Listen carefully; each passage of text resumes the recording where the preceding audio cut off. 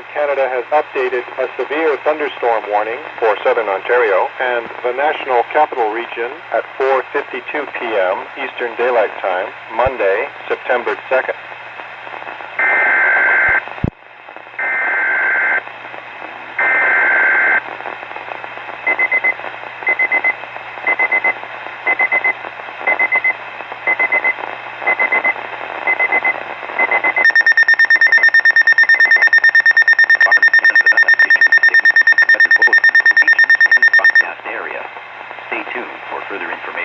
Environnement Canada a émis un bulletin de conditions météorologiques importantes pour les régions dans la zone de diffusion.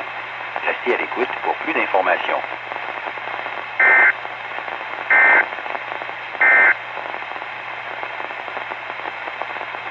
Environment Canada has updated a severe thunderstorm warning for southern Ontario and the National Capital Region at 4:52 p.m. Eastern Daylight Time, Monday, September 2nd, 2013. A severe thunderstorm warning is issued for Deep River, Whitney, Eastern Algonquin Park.